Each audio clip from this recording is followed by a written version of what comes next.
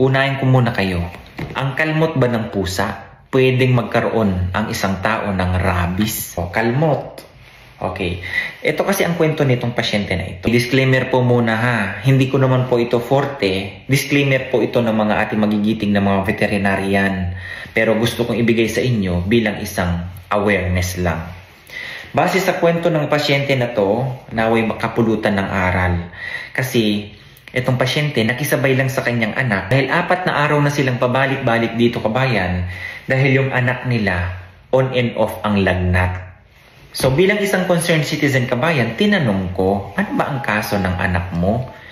Sabi ganito kasi yan, ito, may alagang pusa yung kababayan nating Pinay sa kanilang bahay. Okay? Ang kasama sa bahay nila is kabayan natin.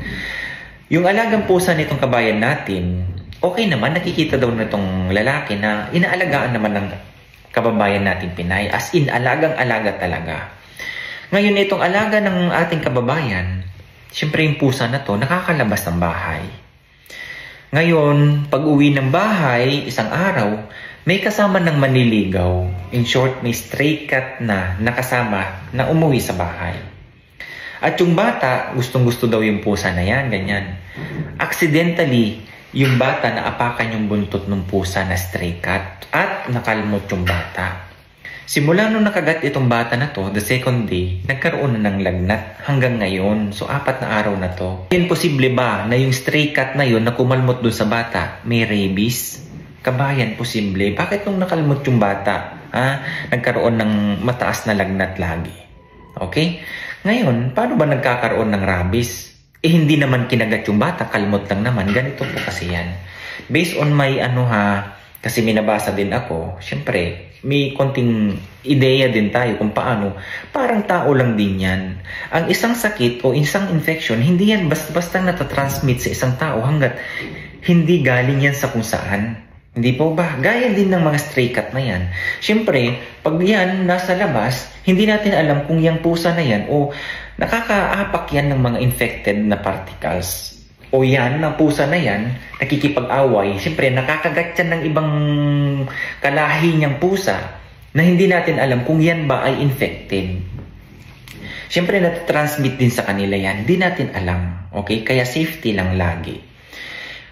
Yung pusa din naman ng mga ito, for example, ganyan, infected yung pusa.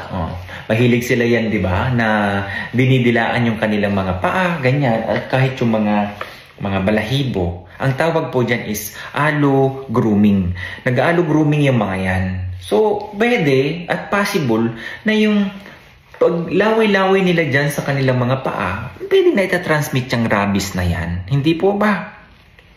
Pag kinalmot ka, ay malas mo na lang kung talagang infected yung nakakalmot sa'yo. Okay? Baka pwedeng nangyari dito sa anak nitong pasyente na ito. Kaya sinabihan ko na lang na pwede ba bukas, punta kayo ng center at magpa-inject ka ng anti-rabies. Kung pwede at maaari, isabay mo na rin magpa-inject ka ng anti-tetano. Okay, sabi niya, naluwagan naman yung pasyente at naliwanagan siya talaga, kabayan. Nung ako ang nagbibigay sa kanya din naman ganyang impormasyon na ako naman ang nagbibigay ng information na hindi ko mapataranta yung tao in a way na parang kagaanan ng loob para at least para din sa kanyang anak. Hindi po ba? Makatulong man lang tayo. So, yun po talaga, kabayan. Possible po talaga na yung ating mga alaga, lalo na kung yung alaga mo, hindi yan vaccinated. Okay?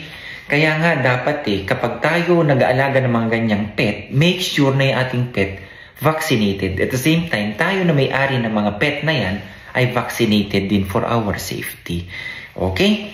So, yun lang gusto kong i-share sa inyo, kabayan, dahil nagkataon lang to. Biglaang vlog na pwede ko maibigay sa inyo ng awareness, which is maganda. Okay? Huwag po kayong kampante.